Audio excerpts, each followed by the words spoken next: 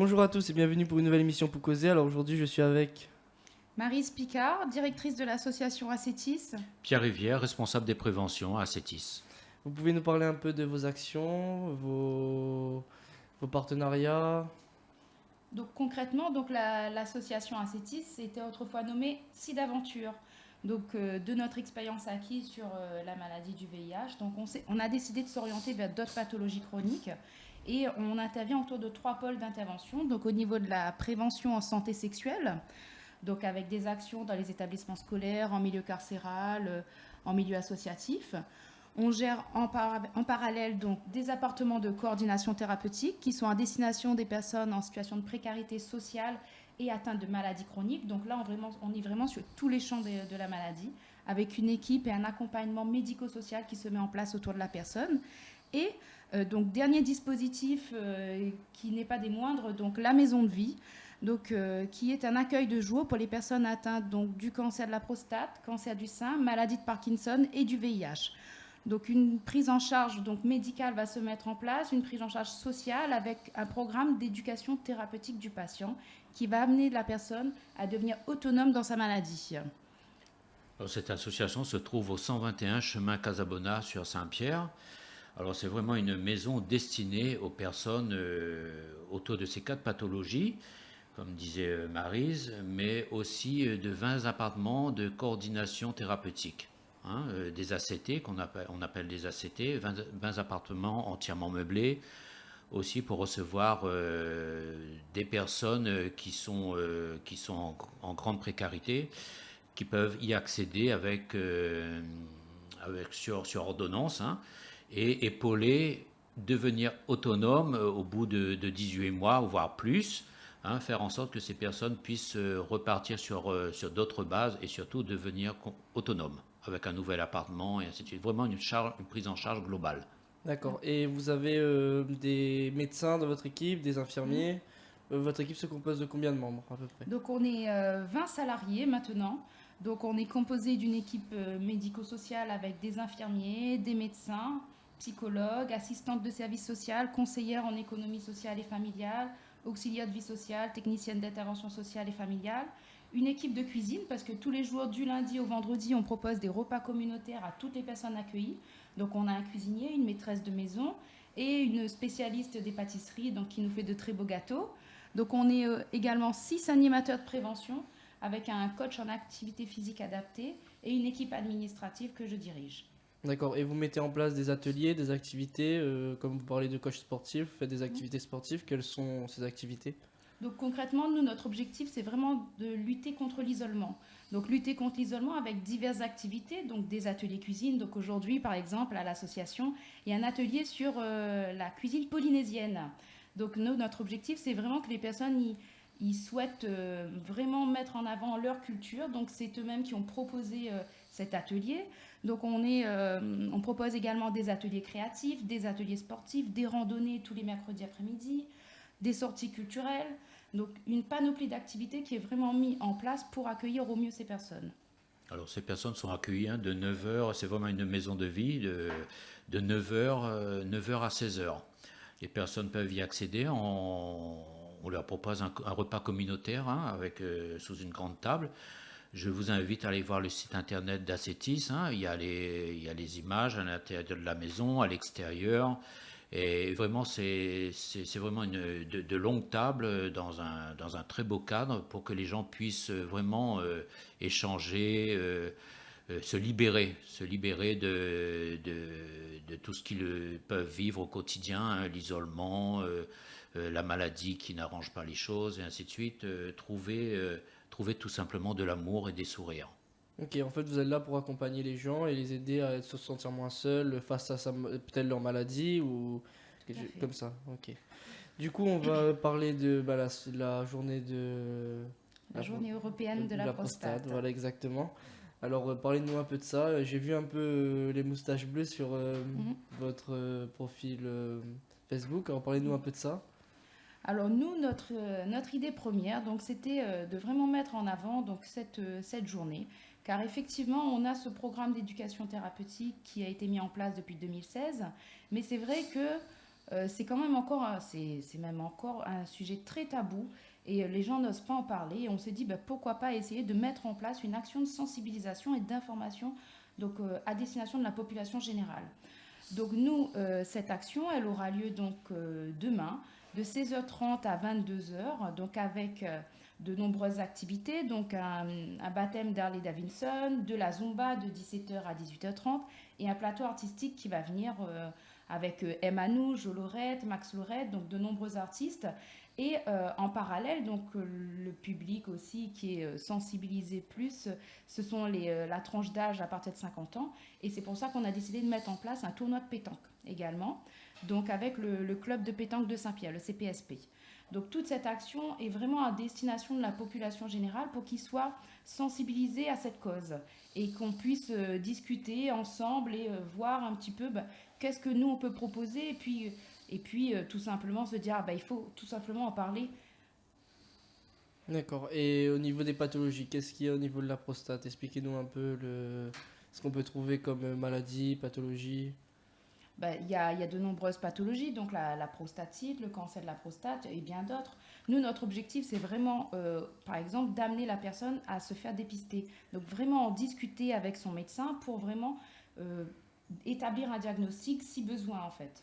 Donc voilà, parce que c'est vrai que de nombreux cancers, le problème c'est que le diagnostic est posé tardivement et que le problème c'est qu'on ne va pas forcément se faire dépister. Et puis surtout, demander aux hommes qu'ils aient un temps d'échange, qu'ils puissent en parler ouvertement, de dire ce qui ne va pas au niveau urinaire, s'il y a des difficultés, de parler, de ne pas être timide et surtout de faire en sorte que ce soit pris à temps pour pas qu'il y ait après des soucis de cancer et autres, qu'on puisse prendre à temps la pathologie. D'accord. Et vous participez aussi, j'ai vu à la recherche médicale, vous cherchez des fonds, vous faites des... J'ai vu ça sur votre site. Parlez-nous un peu de ça. Comment vous faites pour récolter cet argent? Nous, donc à toutes les manifestations qu'on intervient, donc on intervient sur une trentaine de manifestations au niveau des week-ends. Donc ces manifestations, il y a des petites boîtes de dons qui sont sur les stands et en fonction de la manifestation, il y a des fonds qui sont reversés directement à la recherche. Donc notamment sur des manifestations telles que le SIDAction, où là on sait que tous les fonds sont à destination de cette action. Donc, et nous, vraiment, on est là-dedans parce qu'on se dit que une meilleure prise en charge thérapeutique amènera plus facilement à la personne à se sentir bien. Et surtout les hommes, de leur bien faire comprendre. C'est vrai qu'on parlait souvent du dépistage du cancer de la prostate qui n'est pas agréable, mais il existe d'autres façons de voir s'il y a des grosseurs et ainsi de suite. Pas toujours le toucher rectal qui peut traumatiser pas mal de personnes. Il faut en parler à son médecin et surtout de ne pas... d'en parler tout simplement, avec la prise de sang et ainsi de suite, et puis que ce soit géré au plus tôt possible. En fait, vous encouragez les gens à pas rester de parler, échanger avec les autres personnes qui sont peut-être comme eux. Voilà. En fait, c'est ça le but, de pas Tout à rester isolé. Ouais, voilà, c'est ça. Ok, du coup, on va parler aussi de l'ETP. Qu'est-ce que c'est? Donc l'éducation thérapeutique du patient. Donc ça, c'est un programme qui a été instauré depuis 2009 exactement, donc au niveau national.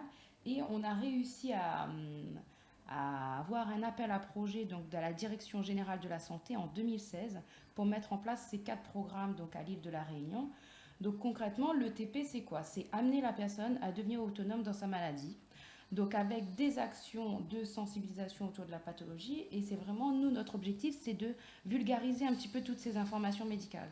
Donc effectivement, on a une infirmière coordinatrice qui est dédiée à ce dispositif-là, avec un accueil autour de jours, autour des séances d'éducation thérapeutique, donc qui peuvent être autour de la connaissance de la maladie, comment mieux gérer ses traitements, comment continuer à avoir une relation sexuelle après avoir appris qu'on a une maladie.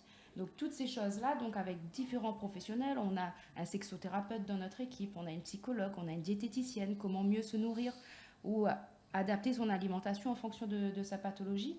Donc effectivement, on est là-dessus, on est sur un programme de 12 mois avec un renouvellement possible, donc avec, on appelle ça de l'ETP de renforcement.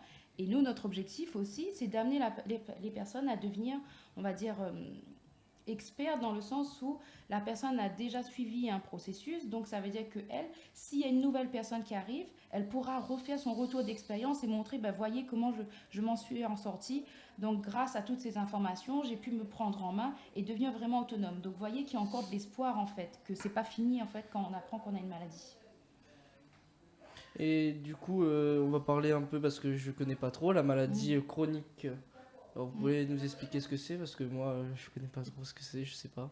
Une maladie chronique, c'est des maladies qu'il faut un traitement au quotidien. Hein. Pour pouvoir rester en bonne santé, il faut prendre son médicament comme une personne diabétique, une personne vivant avec le virus VIH, l'hypertension et ainsi de suite. C'est un médicament qu'on doit prendre tous les jours à heure fixe pour rester en bonne santé, tout simplement, et mieux vivre avec sa maladie. Et ce qu'on peut dire donc au niveau de la maladie chronique, ce qui est mis en avant, c'est la chronicité, c'est-à-dire que ça revient régulièrement, avec des phases qui peuvent être de stabilisation, mais aussi des phases de crise. Donc c'est là où est caractérisée une maladie chronique. D'accord. Et on va parler maintenant du VIH et du sida.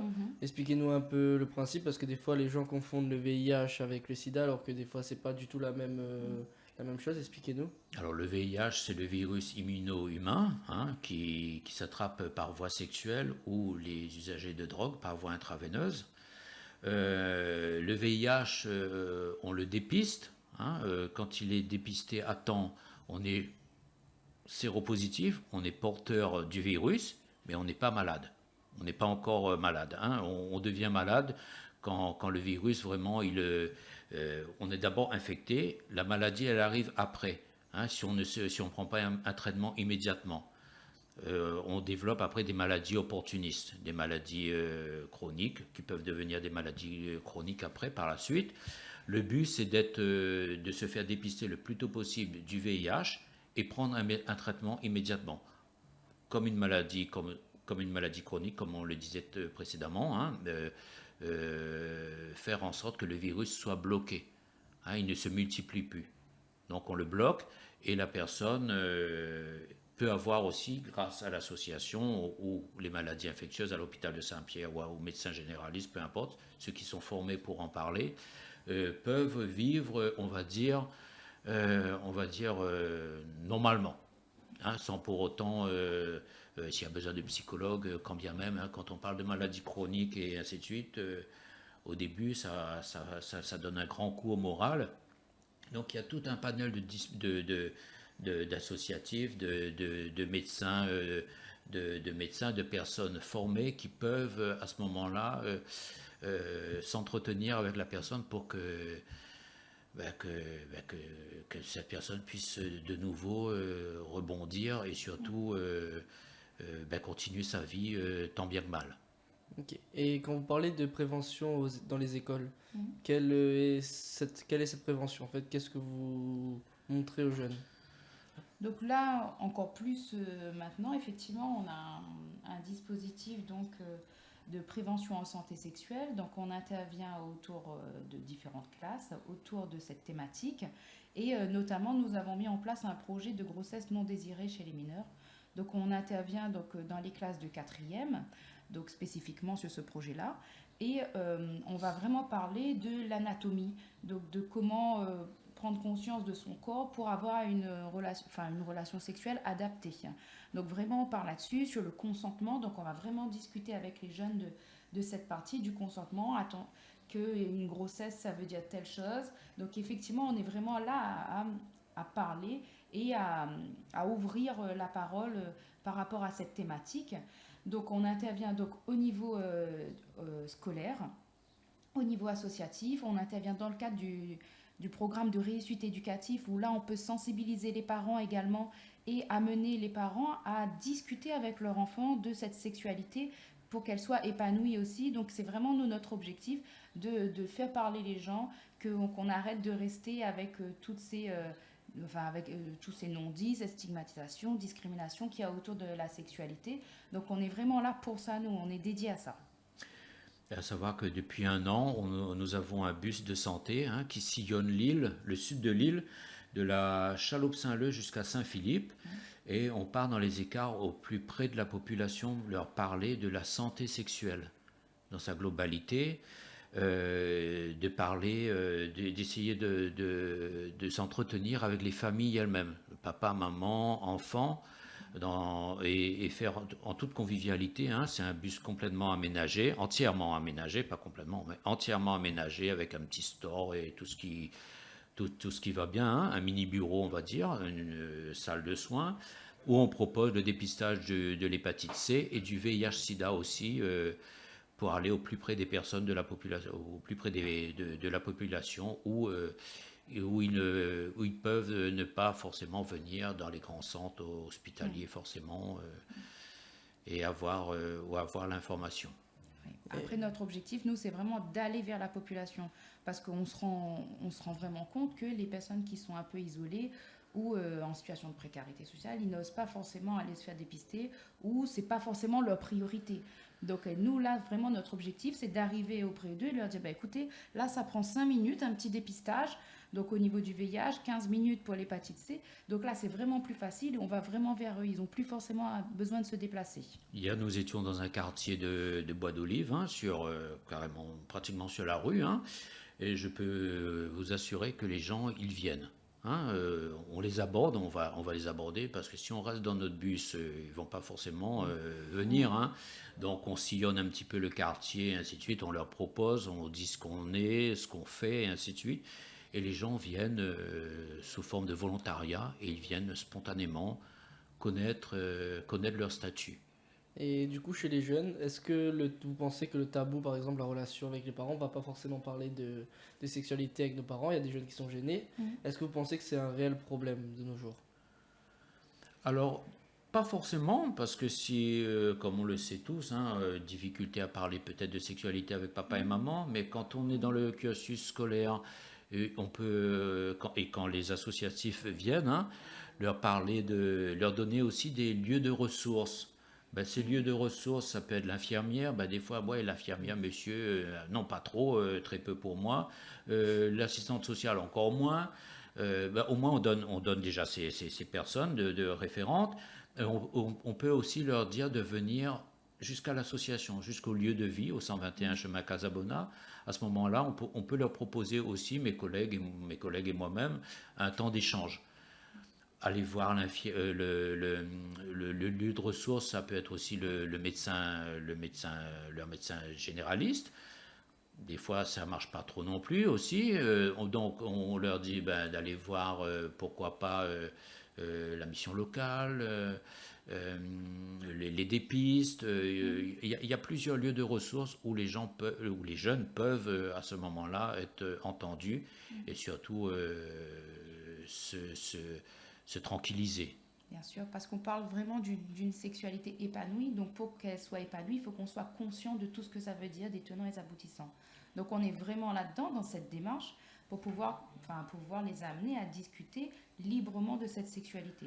Donc effectivement, il y a de nombreux lieux ressources qui existent, il y a de nombreuses associations qui interviennent sur ce champ aussi. Donc l'objectif, nous, c'est vraiment qu'on puisse en discuter et en parler librement. Et surtout, Ascetis ne travaille pas tout seul. Nos partenaires, tous nos partenaires, je ne vais pas les citer, on travaille ensemble. Les partenaires, ça peut être avec les partenaires de mairie, CCAS et autres, médecins, CHU, psychologues. Voilà, c'est vraiment des échanges. C'est tout le monde ensemble pour toucher au mieux la population. Et vos actions, elles se passent essentiellement dans le sud ou vous avez aussi d'autres actions dans d'autres parties de l'île? Nous, nos actions, ils sont plus centrés dans le sud. Après, effectivement, donc les personnes, elles sont accueillies sur toute l'île. Donc une personne qui vient du nord, elle peut avoir accès à notre association. Mais c'est vrai qu'on avait essayé, en tout cas, de se répartir intelligemment le territoire, étant donné que, par exemple, au niveau de la santé sexuelle, donc il y a 4 associatifs, donc chacun a son territoire d'intervention. Donc c'était comme ça que ça s'était mis en place de base. Après, dans le nord, dans l'ouest et dans l'est, nous avons d'autres partenaires. On couvre, on va dire, l'ensemble de l'île avec nos partenaires. D'accord. Et vous avez quelque chose à rajouter Alors, c'est vrai que, pardon, excusez-moi, c'est vrai que c'était un petit peu, peut-être, on se dit, les téléspectateurs doivent se dire, ouais, mais à Sétis, ils font beaucoup de choses et ainsi de suite. Hein. Là, on a beaucoup parlé. Hein. Alors, ce qu'il faut retenir, on va dire, une maison de vie au 121 chemin Casabona. C'est vraiment un lieu de convivialité avec l'éducation. Le TP, c'est l'éducation thérapeutique du patient. 4 maladies, hein, Parkinson, cancer du sein, la prostate et le VIH-Sida. Hein. Tout ce petit monde est pris en charge en demandant à son médecin, avec un suivi, comme on travaille avec le CHU de Saint-Pierre. Et 21 appartements de coordination thérapeutique. Ce sont des appartements entièrement meublés où, avec une ordonnance, les gens en grande précarité ou pas forcément peut-être, hein, mais la plupart du temps, le but, hein, c'est vraiment, on n'est pas là pour loger, on prend d'abord en considération l'accompagnement, d'abord la pathologie, le cancer, la maladie chronique que peuvent avoir ces personnes, avec un accompagnement et un relogement par la suite de ces personnes. Donc on essaie de mettre en place vraiment des dispositifs qui sont complémentaires. On passe par la prévention, l'accueil de jour dans la maison de vie et les appartements de coordination thérapeutique. Et nous, notre objectif dans ces appartements, c'est d'amener la personne à trouver son propre logement par la suite. Donc à aucun moment, on va mettre les personnes à la rue après notre accompagnement.